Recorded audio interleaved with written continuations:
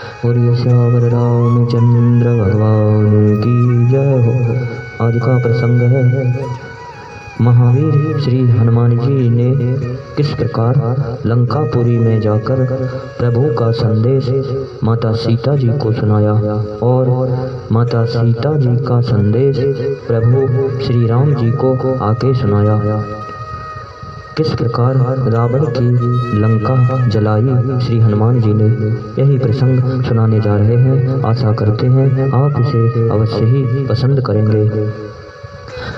श्री रामचरितमानस और आध्यात्म रामायण के अनुसार जब श्री हनुमान जी ने रावण को उसके हित की बहुत सी बातें कही, परंतु उसे वे बहुत ही बुरी लगी। वह हनुमान जी पर क्रोध करके कहने लगा कि अरे बंदर, तुम निर्भय की भांति कैसे मेरे सामने बोल रहे हो? तुम बंदरों में नीच हो, मैं अभी तुम्हें मार डालूंगा। इस प्रकार उसने श्री हनुमान जी को बहुत सी खोटी खरी बातें कहकर राक्षसों को आदेश दिया कि इसे मार डालो। यह सुनते ही बहुत से राक्षस श्री हनुमान जी को मारने के लिए उद्यत हुए। उस समय विभीषण जी ने रावण को समझाया। श्री रामचरितमानस में इसका यूं वर्णन है। नाय शीस कर विनय बहुता, नीति विरोध न मारिय तोता। आन दंड कछु करिय गोसाई, सब ही कहा मंत्र भल भाई। यह सुनकर रावण ने कहा, कपि के ममता पूंछ पर सबहि कयम समझाए। तेल बोर पट बांध पुनि, पावक देहु लगाए। पूंछ हीन बानर तह जायहि, तब सठ निज नाथ ही लय आयहि। जिनकी कीने सी बहुत बड़ाई, देखऊं मैं तिनकी प्रभुताई। आध्यात्म रामायण में लिखा है कि यह सुनकर श्री हनुमान जी ने मन ही मन सोचा कि अब काम बन गया।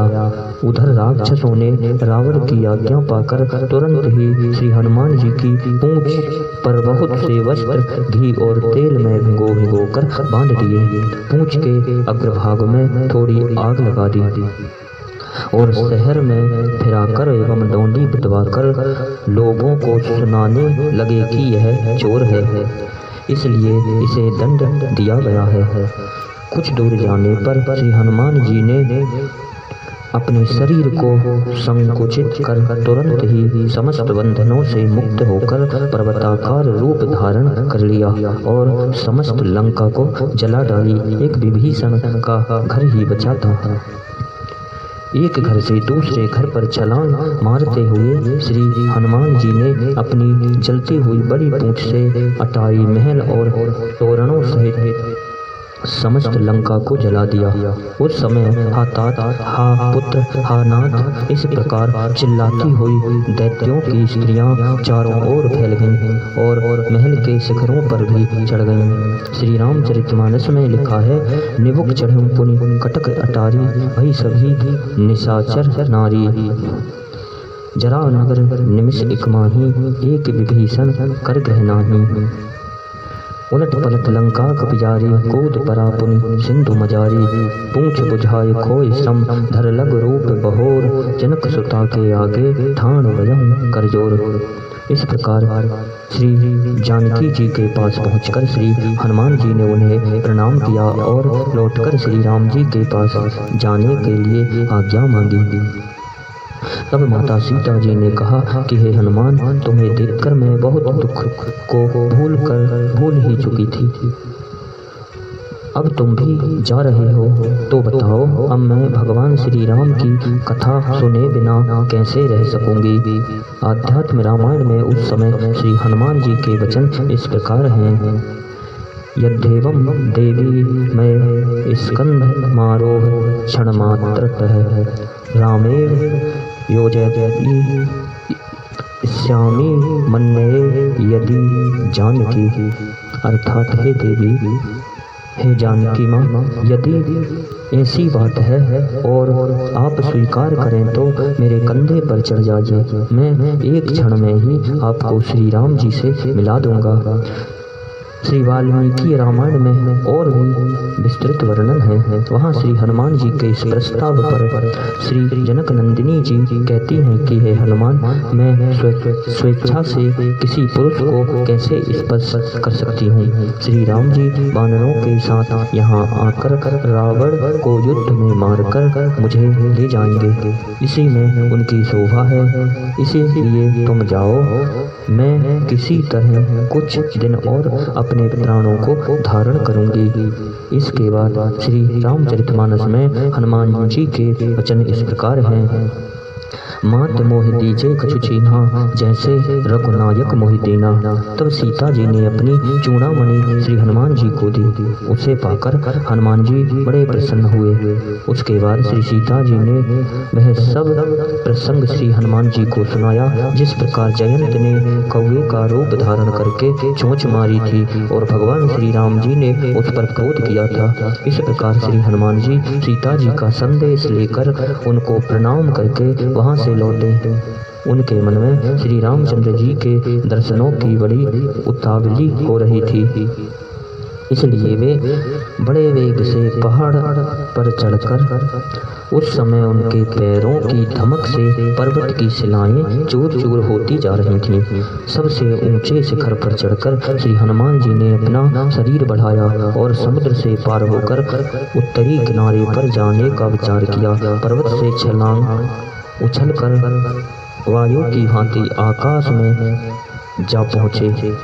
वह पर्वत श्री हनुमान जी के पैरों से दबाए जाने के कारण बड़ी आवाज करता हुआ अपने ऊपर रहने वाले वृक्षों और प्राणियों सहित जमीन में धंस गया। श्री हनुमान जी आकाश मार्ग से आगे बढ़ते हुए बड़े जोर से गरजे, जिससे समस्त दिशाएं गूंज उठी। उसे सुनकर श्री हनुमान जी से मिलने के लिए समस्त वानर उत्साहित हो उठे। जाम्बान के हृदय में बड़ी प्रसन्नता हुई। वे सबसे कहने लगे कि श्री हनुमान जी सब प्रकार से अपना कार्य सिद्ध करके आ रहे हैं, अन्यथा इनकी ऐसी गर्जना नहीं हो सकती। इतने में ही अत्यंत वेगशाली पर्वताकार श्री हनुमान जी महेंद्र पर्वत के शिखर पर कूद पड़े। उस समय सभी वानर बड़े प्रसन्न हुए और महात्मा श्री हनुमान जी को चारों ओर से घेर कर खड़े हो गए। श्री हनुमान जी ने जाम्बान आदि गणों को प्रणाम किया तथा अन्य वानरों से प्रेम पूर्वक मिले। संक्षेप में ही श्री सीता जी से मिलने और लंका जला डालने का सारा प्रसंग उन लोगों से कह सुनाया। वाल्मीकि रामायण में इस प्रसंग का भी बड़े विस्तार से वर्णन हुआ है। समस्त वानरों सहित श्री हनुमान जी वहां से चलकर किष्किंधा पर पहुँचे। वहाँ सब वानरों ने अंगद की आज्ञा लेकर सुग्रीव के मधुवन में आनंद पूर्वक मधुपान किया। रक्षकों ने आकर वानर राज सुग्रीव के पास इसकी शिकायत की। उस समय लक्ष्मण के पूछने पर सुग्रीव ने कहा, भाई लक्ष्मण, इन सब बातों से मुझे तनिक भी संदेह नहीं रहा कि हनुमान जी ने ही भगवती सीता जी का दर्शन किया है। वानर श्रेष्ठ हनुमान में कार्य सिद्ध करने की शक्ति, बुद्धि, उद्योग, पराक्रम और शास्त्रीय ज्ञान सभी कुछ है। इसके अतिरिक्त उन्होंने और भी कुछ बहुत सी ऐसी बातें कही जिनसे श्री हनुमान जी का प्रभाव स्पष्ट व्यक्त होता है। फिर सुग्रीव जी ने तुरंत ही सब वानरों के साथ हनुमान जी को अपने पास बुला लिया और वे उनका कुशल समाचार जानकर बड़े प्रसन्न हुए। सब प्रकार सबसे मिलकर श्री राम जी के पास आए। उस समय श्री रामचरितमानस में हनुमान जी के महत्व का वर्णन करते हुए जाम्बान ने कहा है कि नाथ पवन सुत कीन जो करनी, सहसा मुख न जाय सुवर्णी। इसके बाद श्री हनुमान जी ने भगवान के चरणों में प्रणाम किया और श्री राम जी ने हनुमान जी को हृदय से लगाया।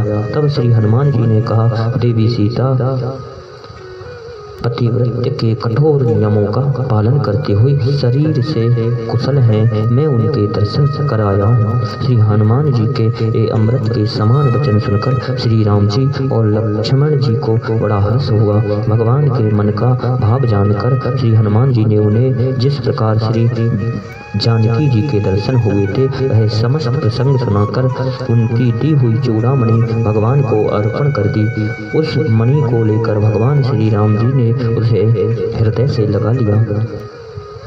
और उसे देख देख कर विरह में व्याकुल होने लगे। श्री रामचरितमानस में सीता जी का संदेश देते हुए श्री हनुमान जी ने श्री सीता जी के प्रेम की बात इस प्रकार कही है।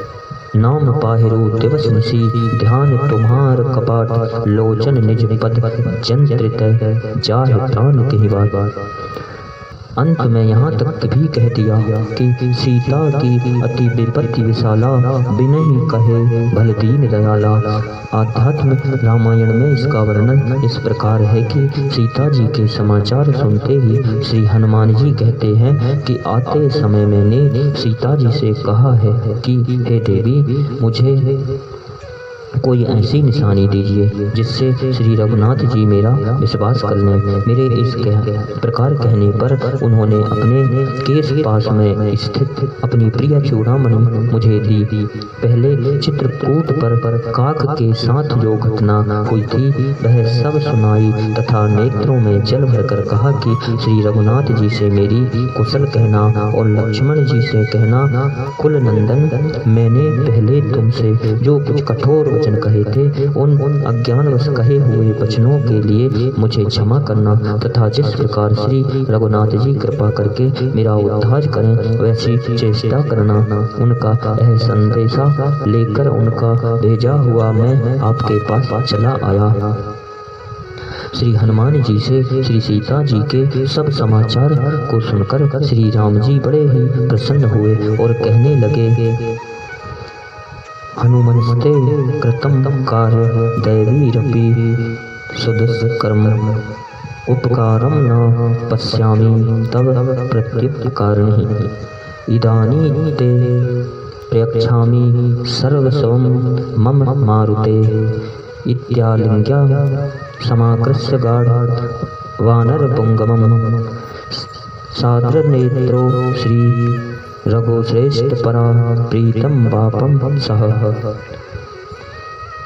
वायुनंदन श्री हनुमान जी, तुमने जो कार्य किया है वह देवताओं से भी होना कठिन है। मैं इसके बदले में तुम्हारा क्या उपकार करूं यह नहीं जानता। मैं अभी तुम्हें अपना सर्वस्व देता हूँ। यह कहकर रघुकुल श्रेष्ठ श्री राम जी ने वानर श्रेष्ठ श्री हनुमान जी को अपने हृदय से लगा लिया। उनके नेत्रों में प्रेम आंसू भराए और वे प्रेम में मगन हो गए। श्री हनुमान जी के बल पराक्रम, कार्य कौशल, साहस और पवित्र प्रेम का इस प्रकरण में सभी रामायणों में बड़ा ही सुंदर वर्णन मिलता है। इन्हीं शब्दों के साथ बोलिए सियावर रामचंद्र भगवान की जय हो।